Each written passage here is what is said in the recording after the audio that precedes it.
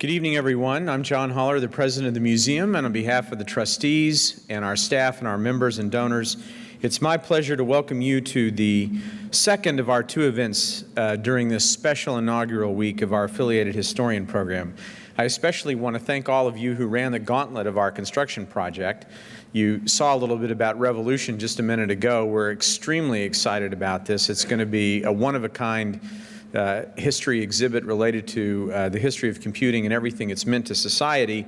But we are a little bit disrupted right now, and so if you, those of you who just ignored the sign in front that said "Danger, do not enter" and came around to the side and are actually here this evening, we're grateful to you for that.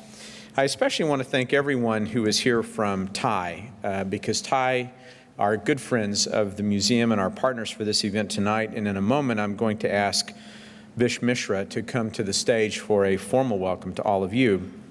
Before I do that, there are several people that I'd like to thank briefly tonight as we get this program underway.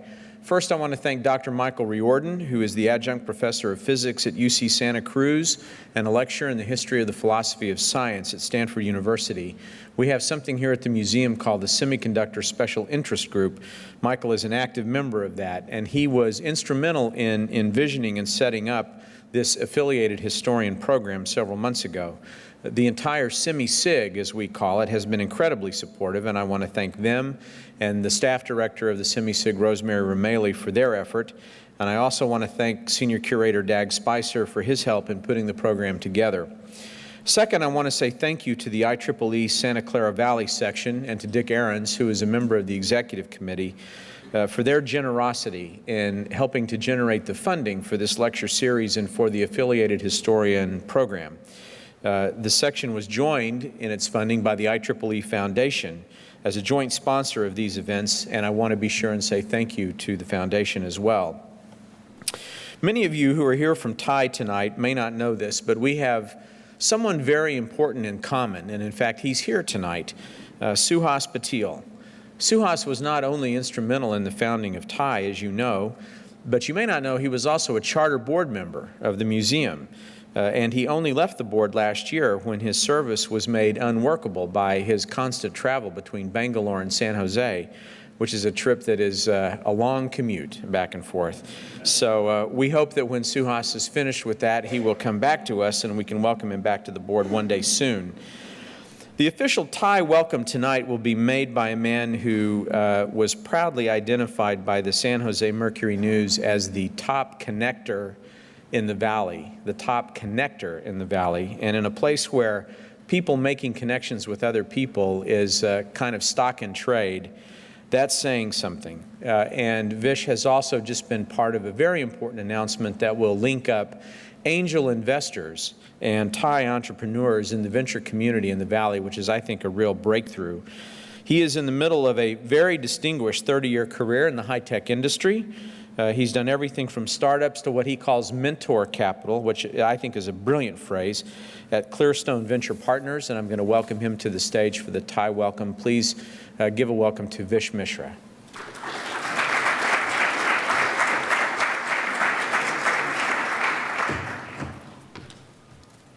So I have only 59 seconds to extend my welcome. Anyway, I really feel very humbled and also intimidated in a way. Sitting or standing in front of you, all these brainiacs in this room, you know, IIT and MIT and I don't know how many other ITs are here in this room. So anyway, it's a sheer delight, and I will just say it's Rosemary's insistence really paid off. That's what really brought us together. Several months ago, she contacted me. I said, come on over to TIE office. And Kiran Malhotra, Rosemary, and myself, we sat together and we kind of, designed this kind of program. And so this is as a result of that. So I think she deserves, our thanks for that. TIE, the many, we already mentioned Suhas Patil's name. Okay, he's one of the TIE founders and TIE's first president, and I feel, very humbled that I'm, following in his footsteps. I'm the 6th president here of TIE Silicon Valley. A couple of our board members are here, Murli Rangarajan and Shankar Trivedi. I saw them in the hall, and many of our TIE charter members are here. So anyway, just a brief thing about TIE.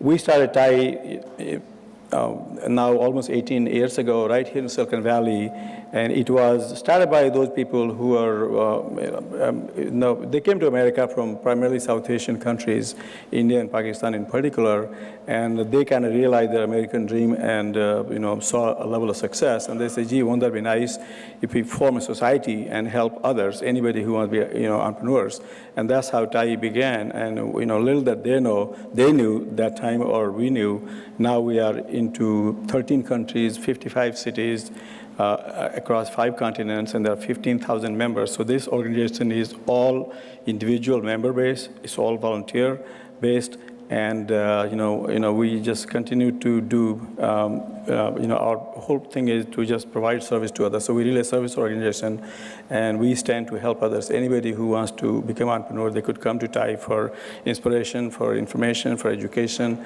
as well as help with preparation for their ventures. And as we just launched a program where they could also now get some much needed seed capital to put them on the first rung of the success ladder, as we call it.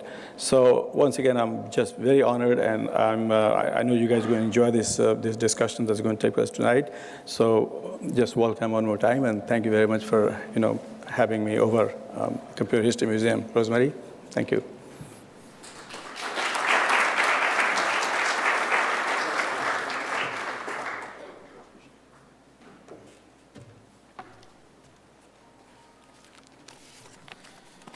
If there could be a subtitle to tonight's event, maybe it would be something like The Professor Meets the Practitioner. There's really nothing better than to get an academician and an entrepreneur and a successful corporate executive together, because the sparks often fly, and we're confident that that's what's going to happen tonight. I said on Tuesday night when we kicked this event off that visiting scholars are an important part of any great research institution. This museum supports an enormous amount of research every year into many aspects of computing, entrepreneurship, technology, startups, history, and the incredible impact that computing has had on our society. Even though we support a lot of research, until now we really haven't had the capacity to host our own technology historian in residence. But that has been an ambition of ours, and tonight it's an ambition that is fully realized. Happily, with the support of the IEEE and the willing participation of Dr. Ross Bassett, we are able to launch our affiliated historian program this week.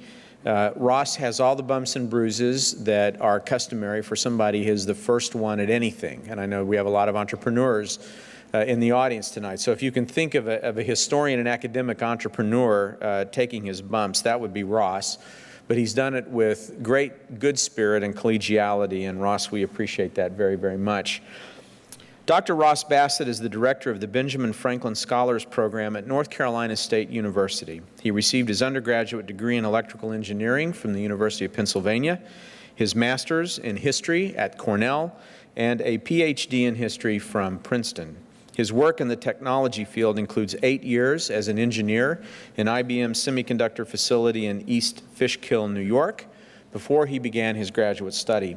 He writes extensively, and he speaks frequently, and he blogs on a variety of topics related to the intersection of history and technology, and his work in this field has been supported by the IEEE's Life History Fellowship.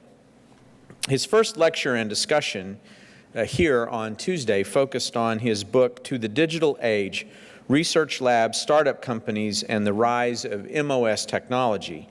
Tonight, we continue with Dr. Bassett in conversation with T.M. Ravi to discuss the proud history of Indian graduates of MIT, how they helped create the Indian Institutes of Technology, modern technological India and South Asia, and the important role that they play in the worldwide technology scene. T.M. Ravi is a very successful Valley executive and a very successful entrepreneur.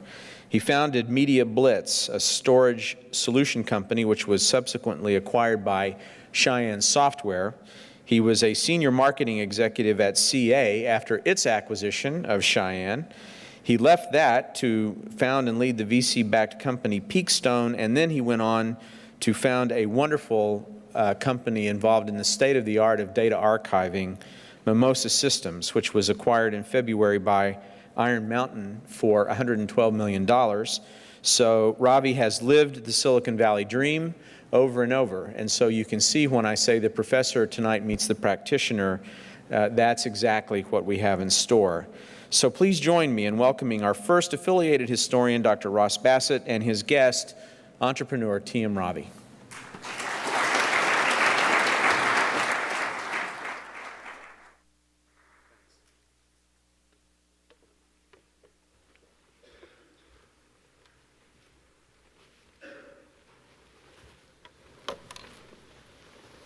Hi, Ross.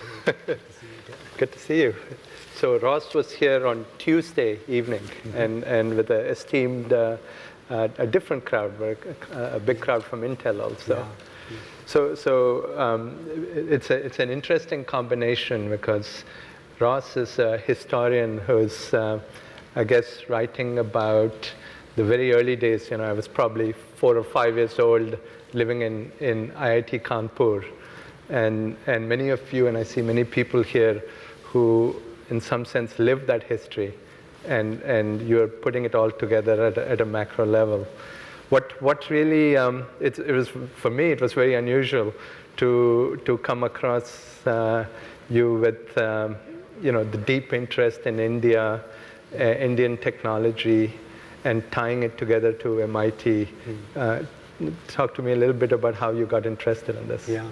So a couple of things. I think one of the jobs of the historian is to tell how we got where we are today. How did today's world come about? And it's sort of also to look at things that we wouldn't have expected in the past. That if we had gone back 60 years, say, ago, and said somebody, the world, told them about the world of 2010, that they would be surprised about. And I think one of the things I think that people would be surprised about if we said 60 years ago, well, there would be, Indian entrepreneurs would be some of the leading economic engines of the United States.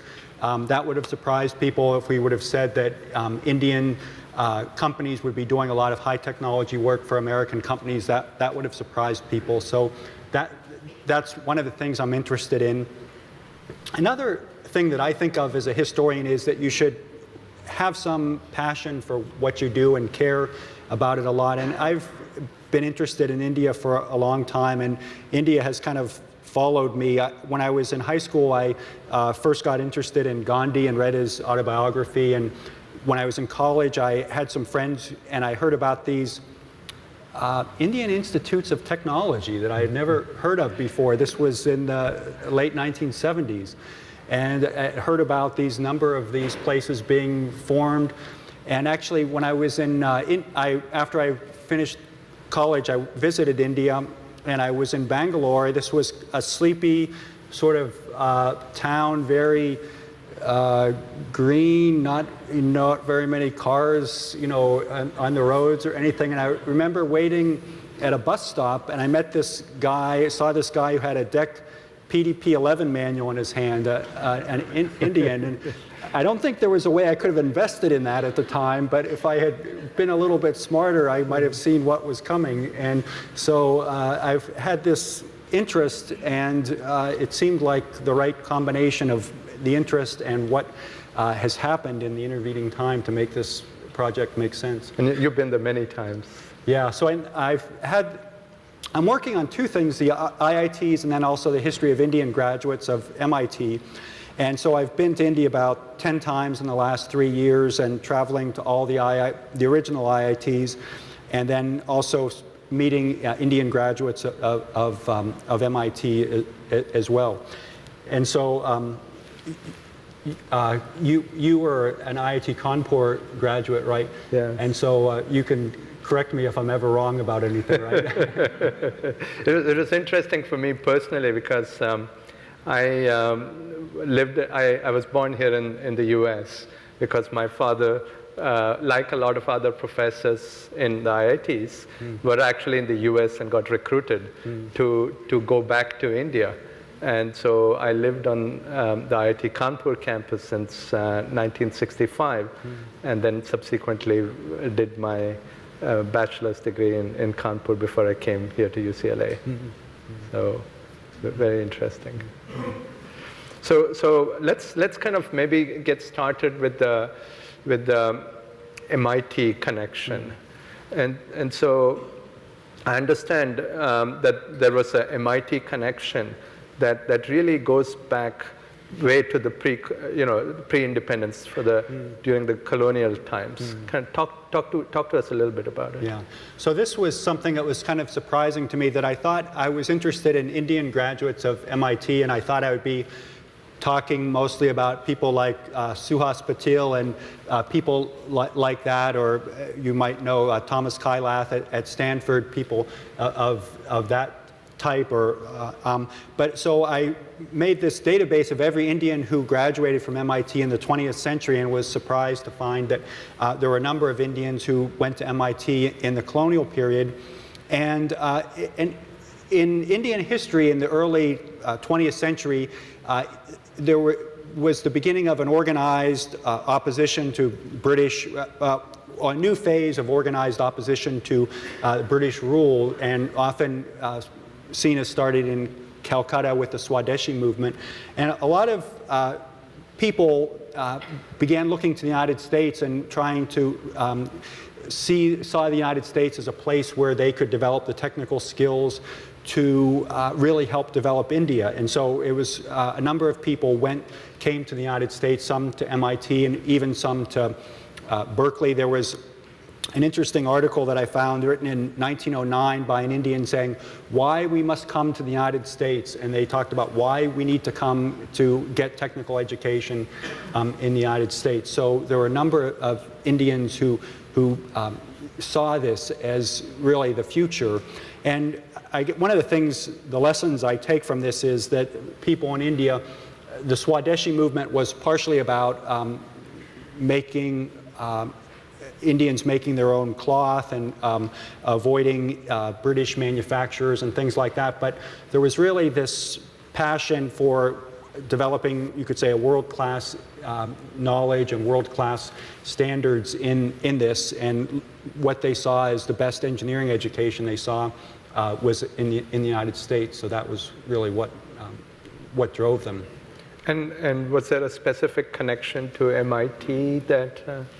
Well, I think they saw, I guess, using 21st century terminology, I think one thing was the information bandwidth between the United States and India was so low that they saw MIT was the premier American technological institution, and that was really what made an initial connection.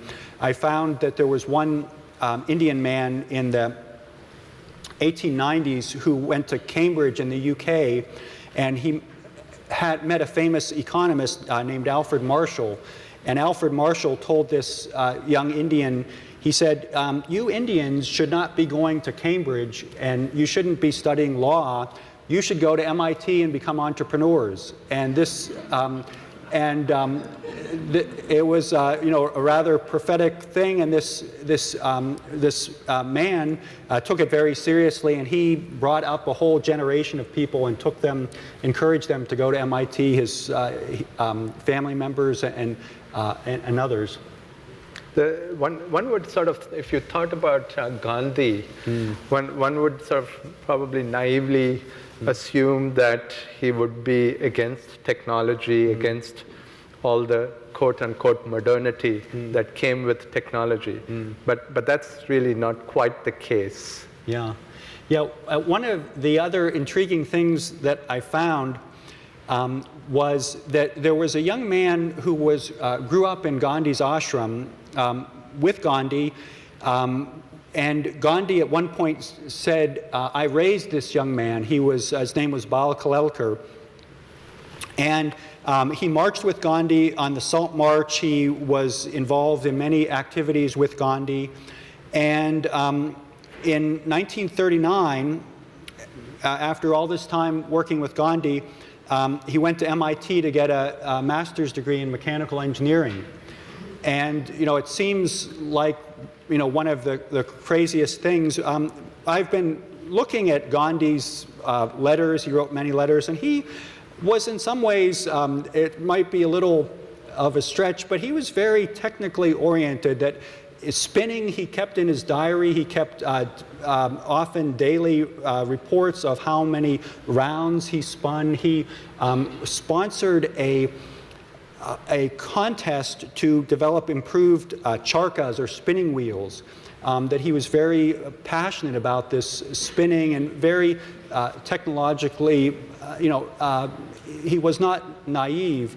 And so I can understand in a way that his public image was in some sense being against modernity, but someone who lived with him, like this young man, Bal Kalelkar, I kind of imagine that they might see this different side, and even though they hear Gandhi say things maybe about spinning, they see his life and how interested he is in technology, and they see sort of the logical extension of that would be to be an engineer and go to MIT, and so that's what he did. And so I guess as we kind of come down to the independence of India, Nehru, who was very progressive, who had gone to school in England, became a leading figure, and then the first prime minister,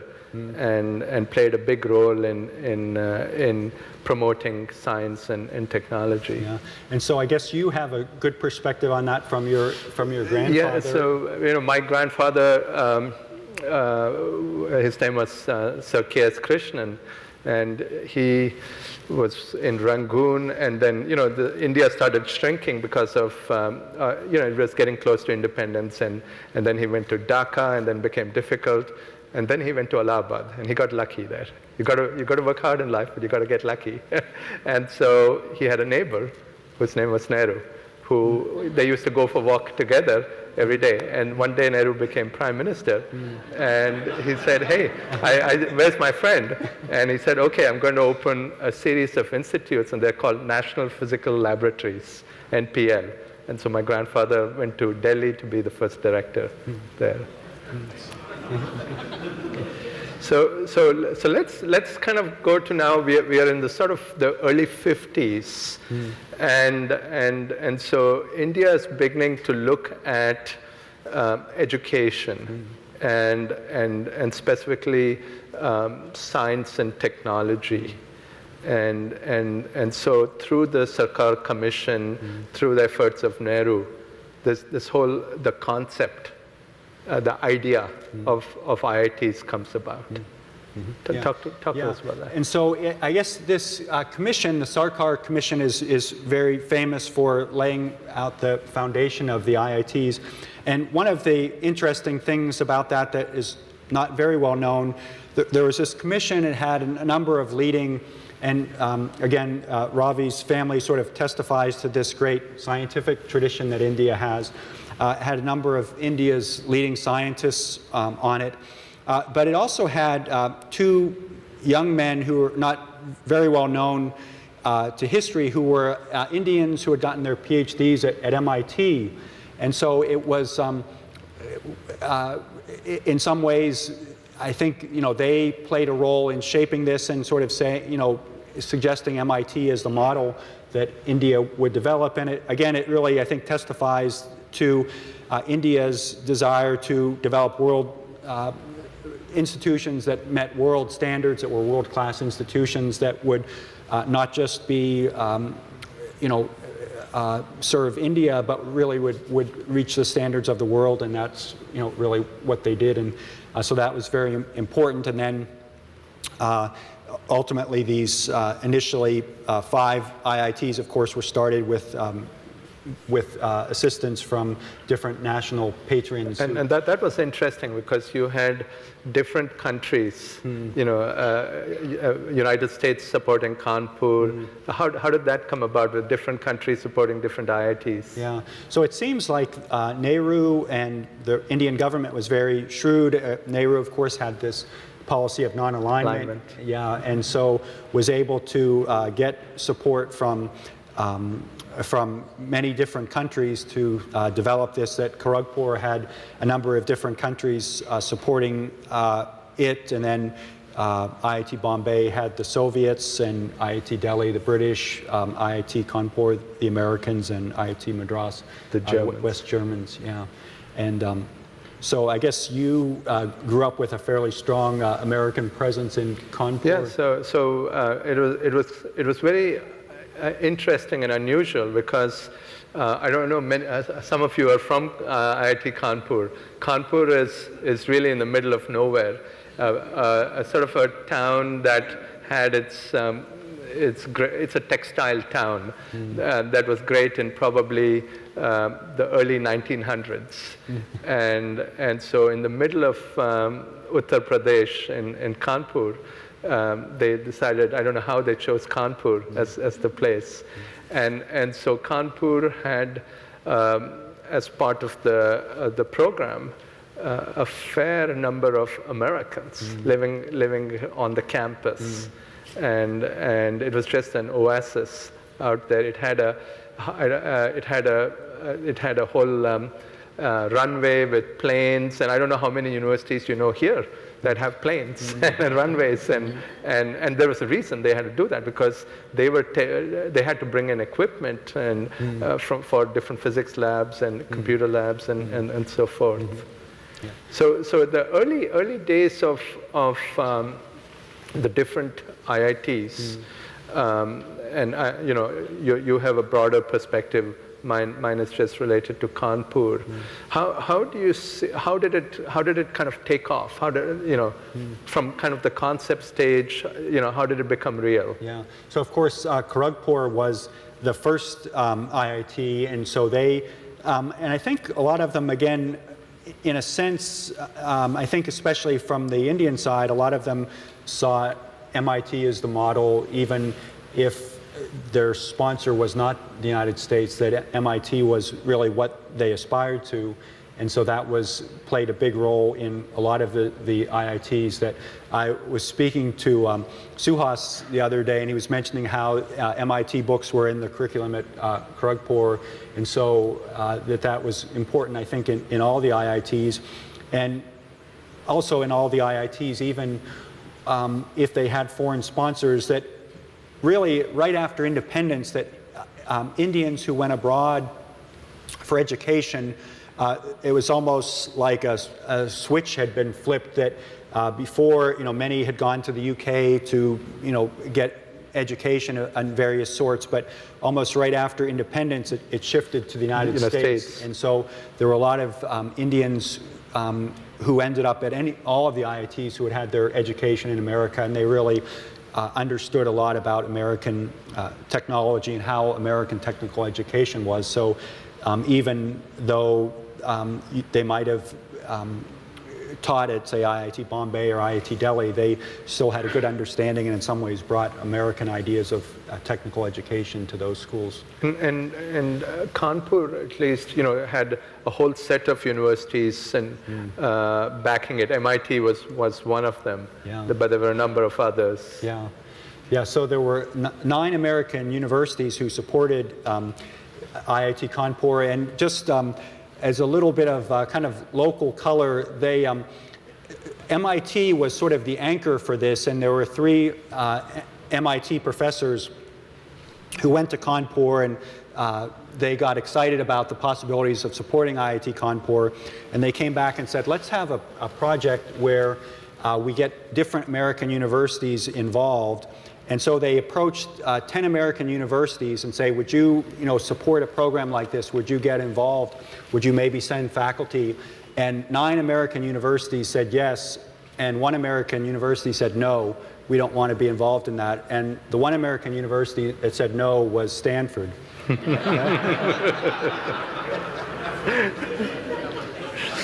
Perhaps one of the major beneficiaries of the IIT. So I mean, and I think, of all the ways that Stanford has benefited from the IITs, it's but maybe they realized they would get the benefit whether they supported it or not. So it could be the free rider. And so, as we are in the 60s, the US had an aid program called the PL480, where India, was going through some rough times. There was a food shortage and starvation, and this was a program that was put together so that the US could send wheat and other food to India. But it also resulted in the KAP program, and which is the Kanpur IndoAmerican program. And talk to us a little bit about how that is. So this was a program of assistance to Kanpur, where it provided the KIOP program, in addition to providing these faculty, provided equipment that would go to Kanpur, established a library at Kanpur, and so on. And then so that this really helped Kanpur develop a lot of state-of-the-art facilities. So when you were a student, did you have a sense of the equipment that Kanpur had? Yeah, so as you point out, you just look at in terms of laser spectrometers in physics, or cryogenics equipment, or computers, which we'll have a chance to talk about. India, if you looked at, and perhaps this was the advantage of Kanpur being tied to United States and universities here, because Kanpur simply leveraged the best practices that were there in Caltech and MIT and Purdue and the different institutes. And I think the experience, at least the early experience in Madras and Bombay were different. And so as the computer education, if we can switch now to kind of talking about computers, I graduated in 1982, 77 to 82, the last 5-year program in IIT Kanpur. And we didn't have a program in computer science. We had courses in computer science. But the next year, where my good friend who passed away, Rajiv Motwani, went, the year after me, they had a 4-year program, and they had a program in computer science. And so India, very early on, got some IBM computers. Yeah. And at Kanpur, the first director was P.K. Kelkar, and he really had a vision, I think, of technical education, what it could be. He seemed to be someone who could really look into the future, and he was really passionate about computing from the very get-go. And so, I mean, it ended up almost simultaneously that IIT Kanpur and IITKharagpur each got IBM 1620 computers that really were, especially at Kanpur, then integrated very closely into the computing program, and so that they were very important. That from, I think it's like 1965 that everyone at Kanpur learned how to program a computer, and I think it probably wouldn't have even been the case in the United States that every engineering student, I wouldn't imagine that my university, North Carolina State, everyone would have learned how to program at that date. So, I mean, it was very advanced. Going back, did you have a strong sense of Dr. Kelkar when you were there? So I was young. A type, I guess. And so clearly, Dr. Kelkar had influence not just in the founding of IIT Kanpur, but subsequent to that, he went to IIT Bombay. And Bombay had the mixed blessing of getting Russian, Soviet support, but Kelkar was able to take what he learned from Kanpur, because not everything worked the way they had planned, and really start implementing the same kinds of things, the same syllabus, the same processes in Bombay. Yeah, and I guess actually he had helped plan Bombay, then went to Kanpur, and then he was from Bombay. Bombay, yes. And came back to Bombay after that. And so along with these computers that came, also came, I guess they recruited professors from United States and developed a curriculum of education in computer science. Yeah, and so initially, I mean, it's quite remarkable in a sense that there were some a number of very prominent professors who went with this computer. One was a man by the name of Harry Huskey, who was involved with the ENIAC, the first computer, and really one of the leading, he was a professor at UC Berkeley, really one of the leading figures, a professor at Princeton, several people from Princeton, Geo Wiederholt, who was professor at Stanford, who really helped get this program going and really played key roles in this. And then they were able to recruit a number of faculty to run this computer center who had been trained in the States, Professor Rajaraman and Professor Mahabala. Mahabala, yes. And so if you think about the early books of programming and computer science in India, there's a Rajaraman and others who developed them. Yeah, and they had an impact beyond just Kanpur. Yeah, so Professors Rajaraman and Mahabala were in some ways evangelists for computing. They had a number of courses that people would come to from Kanpur all over India that I don't know if you recall this, that they talked about their wives would cook meals for the attendees. Some attendees, Kanpur is in Kalyanpur, some distance, maybe 15 miles from the train station or so. Some people would ride bicycle rickshaws from the train station. Or tempo is like a little. Yeah, and so there was this passion to learn about computing from Kanpur. Yeah. And so the early computers came from IBM, and I guess IBM was the supplier of, sort of main supplier of computers till one day sort of it became DEC. Yeah. So I guess IBM got thrown out of India in 1977, and so I think it was at that point when Kanpur upgraded that they went to digital computers. Yeah. There's a kind of a story there behind IBM, which is that even though places like Kanpur and Kharagpur got computers from IBM, they tended to be much older and kind of a previous generation, which was not very thoughtful of IBM.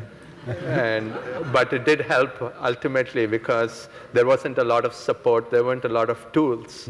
So the people had to get their hands dirty and develop compilers and develop tools. Yeah, and I guess one of the things about the IBM computers were they were pretty reliable and had standard service. IBM maintenance people would come and maintain them. Those of you who maybe went to IIT Bombay might remember Professor Isaac there, who was responsible for the computer center, and they had these Soviet computers, and they had to do all their own maintenance themselves, that they had to build all these boxes, add-ons, and spend a lot of effort in hardware, and they weren't really able to spend much time doing programming at IIT Bombay, and because of that. Yeah. So which kind of, as we get to the early 70s, there was a fairly big presence of Americans in Kanpur, IIT Kanpur, and as we get into kind of the early 70s, that's 1972 when there's the Bangladesh war, and India is, I guess, finds itself on the other side where the United States and Pakistan are very closely allied. And as a result, Indira Gandhi has really a change in her position and her approach. It didn't help that Nixon and Indira Gandhi didn't get along either, but that impacted Kanpur in particular. Yeah. So again, and you probably experienced this, and maybe many of you in the audience did. Again, the relations between the United States and India were, terrible in 72, 73. That Richard Nixon, with the war in Bangladesh sent the aircraft carrier Enterprise into the Bay of Bengal in what was sort of a hostile gesture to India, and things really fell apart between the United States and India. And this program with the Kanpur IndoAmerican program kind of had a very hard landing, you could say. Abrupt, yes. Yeah, that there was some thought it could be continued on and maybe gradually phased out, have different aspects, but it came to a very harsh ending, whereas the other programs, IIT Madras, Bombay, Delhi, had maybe more graceful conclusions. But at the same time, I think a lot of Indian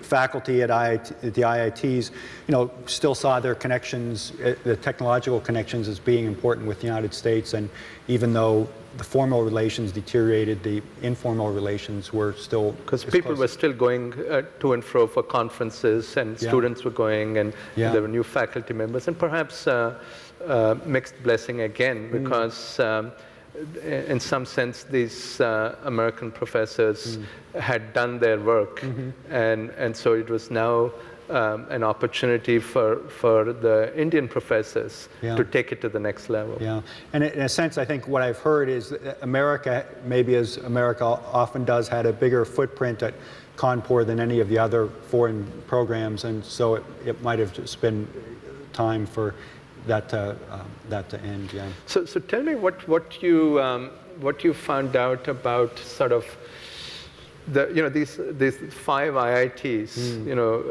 very elite institutions, and almost where the professors, the students had a sense of there was a mission.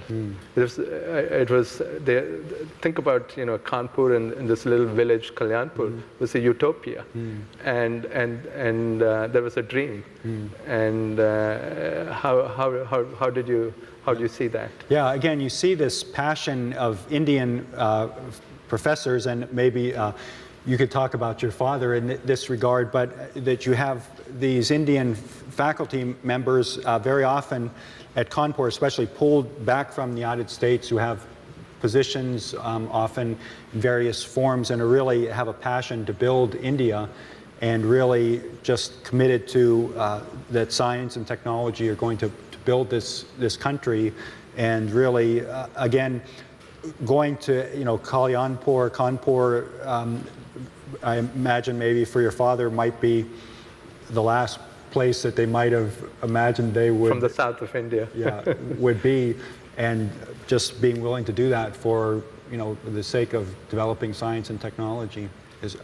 Did your father have that sense of mission? So if you saw there was almost India had just become independent. It was barely 20 years since independence, 15 years, and there was just a sense that we were creating something new, and we were going to not go to England, the colonial power, but we were going to the source of where it was the best. And I think one could make a pretty strong claim that the IITs are much better known and much better established than any engineering institution in England or United Kingdom. Yeah. So let's kind of move away from IIT, switch gears to the Indian IT industry, and so there were a lot of ties to MIT, and there's for example Tata. So, I mean, even when the IITs were started, you had, and especially in the 50s and 60s especially, I mean, that MIT still had a strong hold on India, that you see many people going to MIT, that many people from India's business families would send their, India's business families would often send their heirs to MIT. And one of the intriguing things is that TCS, the Tata Consultancy Service, was started by 3 young MIT graduates who had gone to MIT, got interested in computing, And one of them had some connections with Tata management, and they convinced the Tatas to start them up, these young guys in their 20s. And they've described to me this is not the typical way things run in India, where 25-year-olds are given sort of the keys to the company and just told take over. And they started this consultancy to develop computers for Tata businesses and other companies. They ran into some problems, and Tata management replaced them ultimately, and the person they brought in to replace them was another MIT graduate, F.C. Kohli. And so MIT, really, these MIT graduates, F.C. Kohli was someone who was very big on systems approach and really helped develop Tata into the IT power that it has become today. So that, and Mr. Kohli, and I've met him a number of times, and I always think of him as Mr. Kohli, had a lot of connections to the United States, I think partially from his time at MIT. He was the first Indian member of the IEEE Board of Directors, and so he had a lot of connections. He ultimately was able to get Tata connected up with Burroughs, and that was really their first big business in the United States, that they did Tata Burroughs and then doing IT work for Burroughs Computers. So that was very... And then you had Putney and Infosys. Yeah. And I guess I'm not sure how well known the story of Infosys is. It's sort of a Silicon Valley story, you could say, in a certain sense, that Narendra Putney was an MIT graduate who had worked for Jay Forrester, the great MIT entrepreneur who developed core memory and did many other things. And he got this vision for outsourcing, doing work for American companies in India.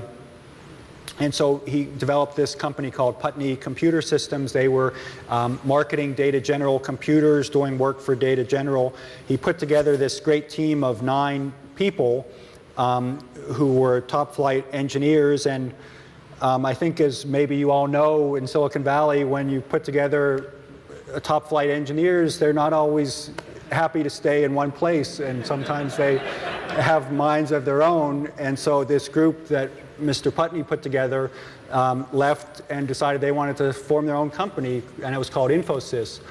And one of the things, though, I would say is that these guys, even though they were top flight engineers and are icons today, Narayana Murthy and Nandan Nilekani and so on and so forth, at the time, they would not have been able to have gotten the business that Narendra Putney was able to get because of his connections at MIT, that he knew through Jay Forrester. He knew many people and was able to make the connections in the United States. And then once these connections had been made and these people had these connections, they could continue on with Infosys. But it wouldn't have worked really without Mr. Putney was sort of the inadvertent connector of the Infosys guys with the American business world. And prior to that, in the 70s, there was a lot of concern about brain drain because what was happening is probably 60–70% of an IIT class would be going directly to the United States to do their master's or PhD and never come back. And there was a very significant investment that the Indian government was making in these young students. But it wasn't all bad for India.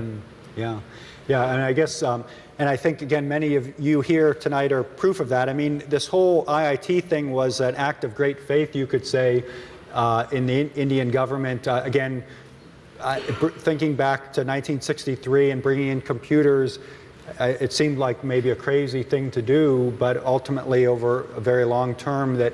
Computers in a country where there's a lot of people and you don't want to automate anything because you put people out of work. That it seemed like a completely counterintuitive thing to bring computers, labor-saving technology to a country that has an abundance of labor. And it was very controversial. That some people have described to me how there were protests by labor unions keeping computers from being installed in different locations, but ultimately it proved to be a very successful in technology for India, and in some ways the same way with the IITs, that there was some doubt. I mean, you must have been there. The 70s seemed to be a period of a lot of questioning about, are these really worth it? You know, maybe the IITs didn't have quite the reputation in India that they do now. Did you experience? Well, the IITs had a great reputation. The problem was that all the people were coming here, and so you know, my perspective on this is what happened, and many people here are proof of this. Is they came here, they got established in industry and universities, and Bangalore and Hyderabad and Pune would not have happened if we didn't have the connections and the ties. It isn't an accident that India got, you know, a lot of the outsourcing offshore business process work, and you know, China or some other country didn't. It's these networks had been built over 20, 30 years.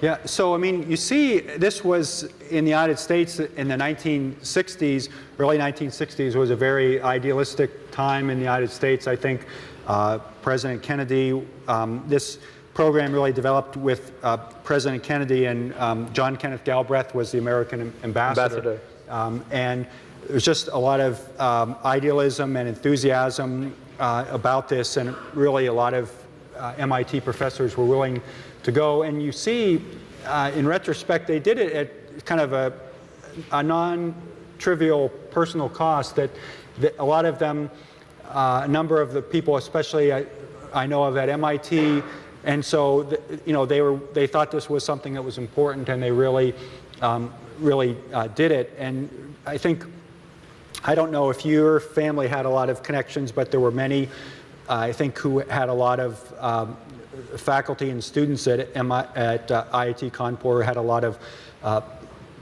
close connections with American faculty members. Was that yes. your experience? Yes, indeed the case. And you know, their experience, you know, they had gone and lived in India, and they had an experience in India, and clearly that gave them an understanding of the culture, the people, that helped make it easier for Indian graduate students, for Indian students from IIT to come and study in places like MIT. And I think what also helped is the visa policies of the United States. So I don't know if it was during Kennedy or Johnson that it became much more liberal. So it was relatively easy to get a visa to come here to study.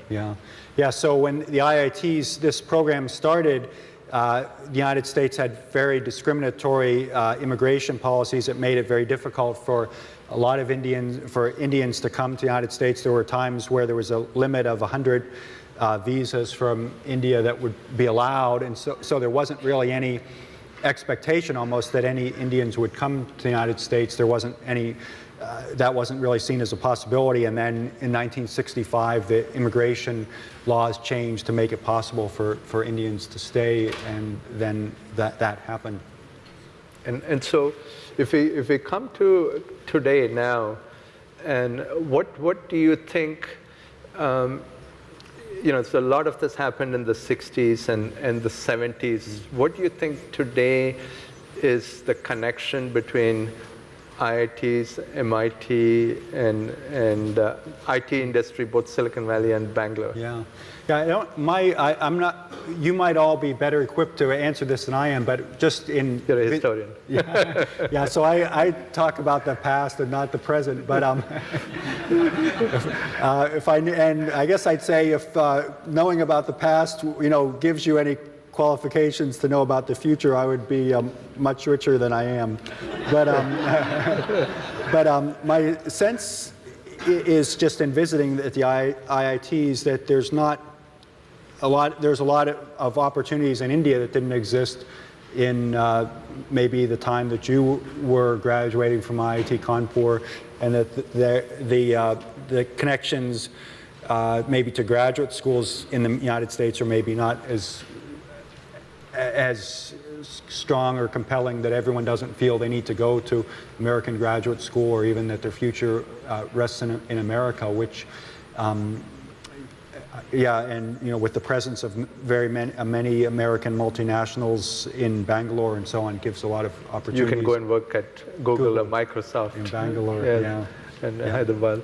Yeah. And I guess what is also very important is while the IITs were very critical in the early stage, in India, because of the English, because of the British, had developed really a fairly broad system of very good universities. It wasn't just the IITs. Yeah, and then India has really continued to build on that. I mean, with a number of universities. I mean, you see many.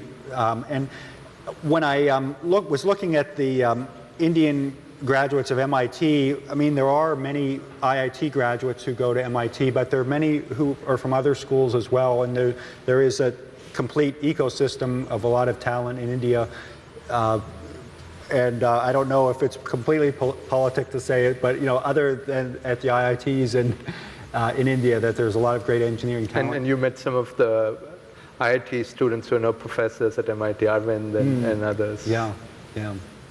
So what's we'll wrap it up and then we'll take some questions. What's the sort of lesson learned here, and does this apply to other developing countries? And this was one revolution. There are other revolutions that go beyond. So, for example, there was information technology. Are there other kinds of lessons to be learned for other phases? Yeah. I mean, I guess so. One of the things I think that we see about India was, I mean, that there were often two tendencies in India. I think one to look globally and look all around the world and look for best practices, and one was to just try to focus on India and try to look narrowly. And I think the inclination to look globally and look at best practices was what ultimately dominated and has been very instrumental in helping India grow technologically and bringing a lot of wealth to India. That had India just decided or focused completely on itself. I mean, again, there were criticisms that maybe they should have, MIT wasn't the right model, and they should have technical universities that were focused on more indigenous, sort of low skills, low technical skills, low, appropriate technology, as they used to describe it as. I don't think you'd have the same effect today. So ultimately, in the long term, that was a very wise strategy, and the people who were involved in it maybe didn't get to see completely the benefits of what happened. And I don't know if other countries could do it. And again, it took such a long time to happen, and I don't know the same possibilities. India's sort of had the advantage of being one of the first countries to really lay out this strategy over 50 years. And the opportunity, so clearly the computer industry in India is in very early stages, and you still don't, in very early stages of product development and going after, the indigenous market, and so India has had an advantage, which is we could leapfrog. We didn't have to. We could skip phases and just jump. Like, for example, from landlines to cell phones.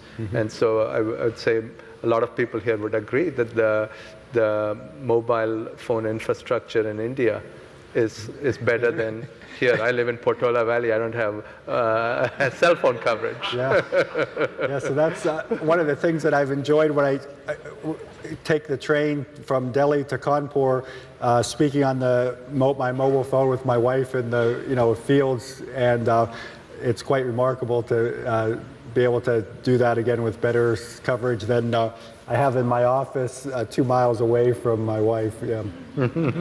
But one other thing just about this is that I think India developed in IT with an understanding of American technologies and understanding where India could leverage its strengths, that they didn't try to replicate, the hardware industry or the semiconductor industry. That really wouldn't have been an area where India could leverage. Just the level of investment was prohibitive. But they saw, software really had the advantages where they could leverage that. Good. So we have a whole deck of questions. And I'm going to pick the first one from my friend C. Mohan, who represents, where is Mohan? There, right there. And so Mohan is a fellow at IBM. And so he takes issue to my comment that IBM was dumping old computers at IIT. I have a bias here, so why don't you take that question? Well, well, thanks a lot for. I think this is a no-win situation, so I don't know who I have to decide who I want to alienate. But I think there are a lot of complicating factors. I'm not quite sure. Something. Mine was a very specific point that IIT Madras got a 370 model. Yeah. I wasn't trying to, in general, say that.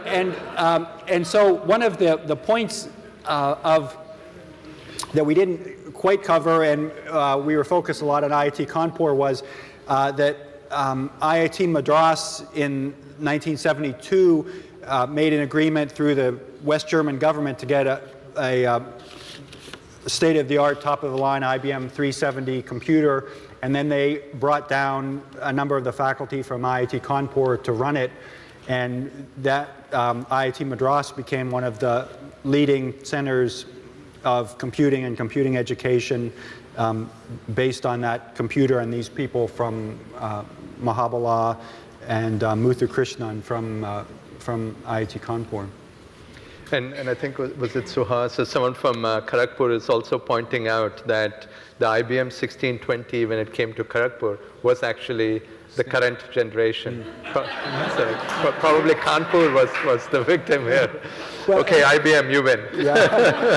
And it is interesting that the IBM 1620 was the computer that many American engineering students got their introduction to computing on, and then also many of the students at IIT Kharagpur and Kanpur got their introduction on. So there's a number of Indians and Americans who had the same experience on these computers. And so one of the members of the audience is pointing out that Professor Mahabala, who was at Kanpur, subsequently went to Madras and was the head of the computer department there.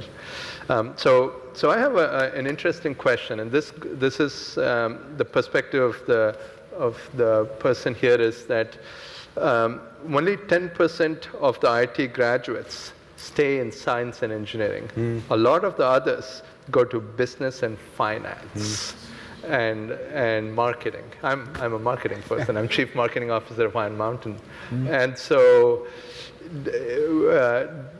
should IIT didn't have any business, so there was a different set of schools in Institute of Management. And so should IIT have had education in business and finance? I think many of them do now. I know IIT Kanpur does, and I think IIT Bombay does, and I guess, that trend is true also among American engineers, so I don't know. I think you have financial engineering being very popular among MIT PhD engineers and so on, so I think it is just a trend that is happening, happens. So one more, and this is the last one on IBM. So another person points out that IBM was technically not thrown out of India. Indira Gandhi just insisted that India have 51% ownership. Yeah. Point taken. So Ramesh Babu is an IIC grad as a question about Indian Institute of Science. And there's a very similar question about other institutes other than MIT. Indian Institute of Science in Bangalore is again top, perhaps less for engineering, more for science. Any thoughts on how important IIC was in the development of IT industry? Well, so yeah, I think it provided a lot of top flight scientists for India, and there's a lot of it seems to be one of the most attractive places for researchers that, and then it had a major supercomputer system that Professor Rajaraman came down to lead. I guess I'm not and it's become one of the places I think now where you see some of the model of Stanford of professor entrepreneurs, that there's another MIT graduate, Vijay Chandru, who's started some both IT and now biotech companies. So it's been very important in that way, not quite in the same way that the IITs have been. So this questioner asks, how are IITs positioned now? And are they still going to have, it's something we talked about, are they still going to have the same impact? Yeah. So again, I'm a history professor, so once I can tell you about everything that happened before 8:15 today, but anything that, after that is I'm not very good at. But I mean, I think so. One of the challenges of the IITs, I think, they've been great undergraduate institutions to be the sort of research-centric kind of university institutions like MIT, Stanford, Berkeley. They certainly aspire to that, but that has been, I think, one of their big challenges. And so whether they can do that and be the engines of entrepreneurship, I think is a big challenge. I think there's some efforts. I know like Professor Junjanwala at IIT Madras has a group that's doing a lot in that area, but that's one of the big challenges that they face, I think. A number of people are asking about, are we overemphasizing the importance of MIT? And there are 4 or 5 questions, and one of them asks, why is it that you don't have a lot of Indians in the Boston area?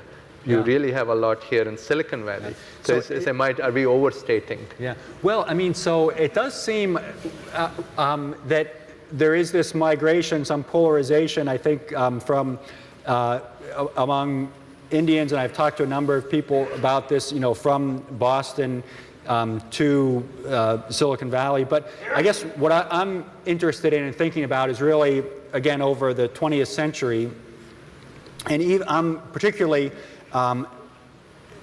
during the time when most Indians returned to India, that MIT played an important role. That I mentioned this, and I guess now would be a time to say this, that MIT just had this cachet among Indians, a very strong level, especially in the 40s, 50s, and 60s, but even from there on. That I have a friend who went to Harvard, and he had an Indian roommate at Harvard, and this Indian roommate reported that his family members who were back in India were so proud that they had a member of their family who went to school near MIT, and they. So I mean, that's sort of what it's been like, and I. So another questioner, Anusha, asks. Someone asked about finance and management. So she asks about liberal arts and fashion. Do you think there will be an IIT of fashion? So if you may, please compare the development of Silicon Valley and Bangalore. So really, people who've been to Bangalore for the first time are just totally amazed. And like you said, 20 years back, it was probably a place like Beaverton, Oregon, something like that. So how do you see the two? Yeah, so that would be, I think, a session in itself. I mean, obviously, it seems like Bangalore has developed much more quickly than Silicon Valley, and the real fast growth phase has been in 20 years that it has been And I'm not quite sure if I can completely address that, do justice to that in the time, but it would be worth another session. So we said a lot of positive things about IIT. What were the negative things about IIT? We talked about one, the brain drain, and clearly there was a sense of elitism with IIT graduates, and what any other sort of. Yeah, well, I guess it is. You do see, I guess, in the IITs. I guess it does point out. Not that this is about the IITs itself. That I think India still needs to do work in, primary education, universal education. That's a big issue that I think in the early days, especially of the IITs, that the people who were able to benefit were people from middle-class families where you already had a very good education, and so they weren't, in that sense, real agents of mobility. And I think the issue of education is still a big one in India in terms of primary and universal education.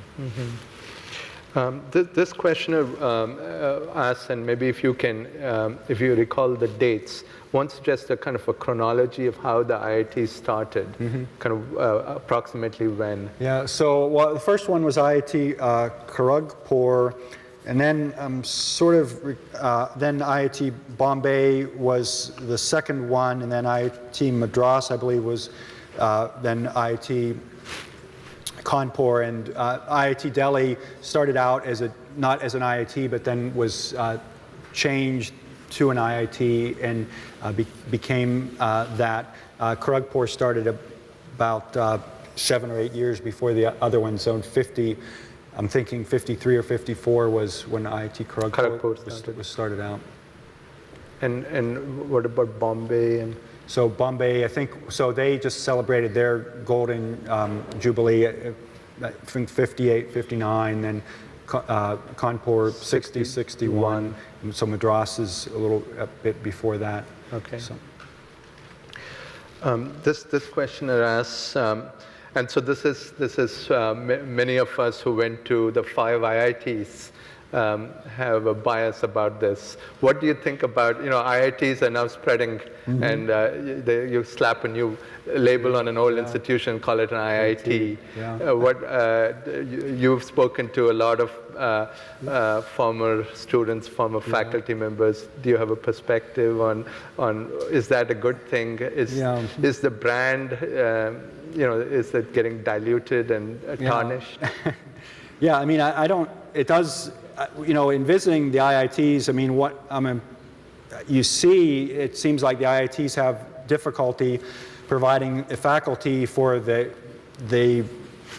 I guess 7 IITs that there are now, that they have difficulty maintaining high quality faculty, and it does seem like it's going to be a challenge to maintain the same quality with another 7 IITs. So it does seem like that's going to be a big challenge that they're going to have to maintain the quality of that.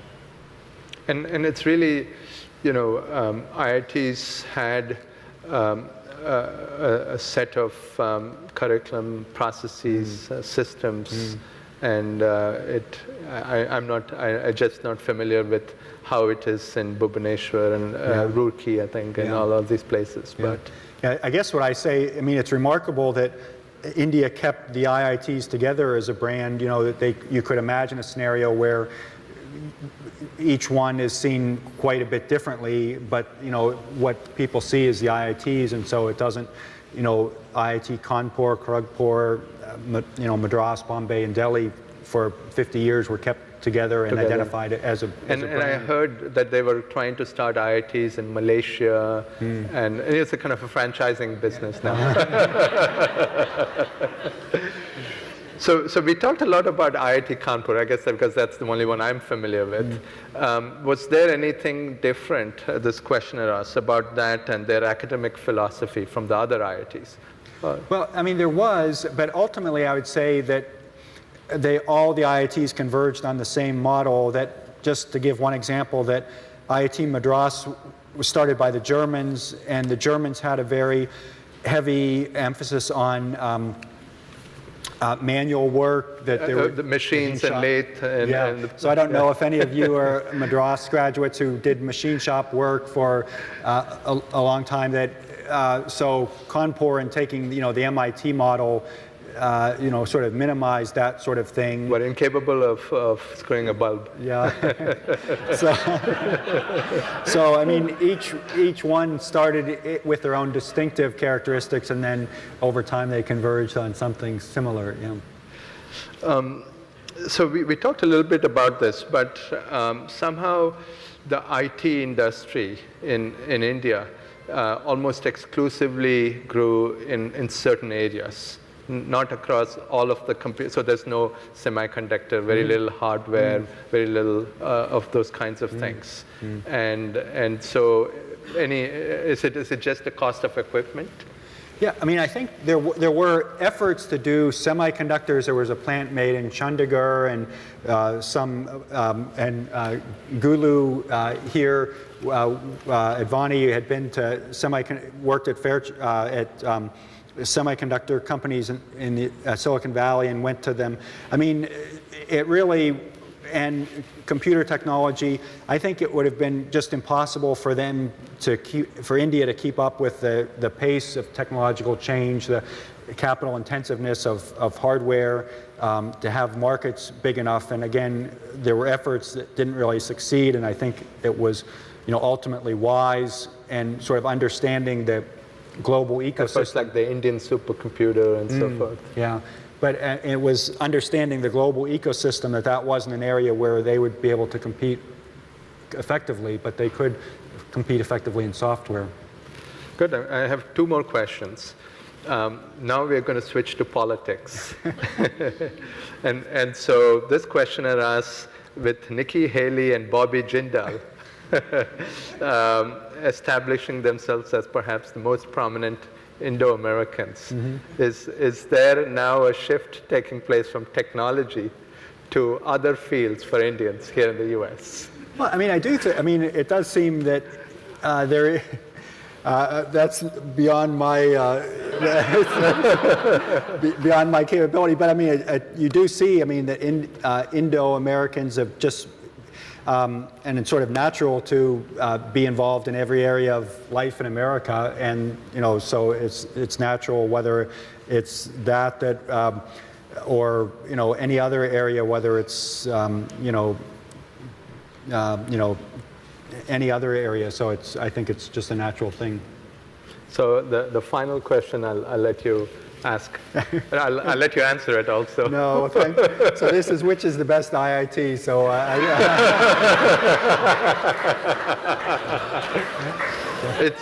it's really an honor and a pleasure for me to have spent time this whole week with you.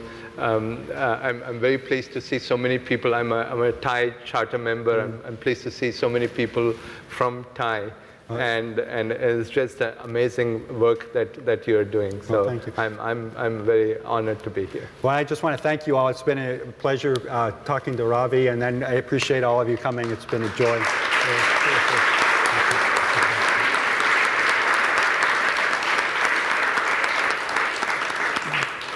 Thank you very much, Ravi. Thank you.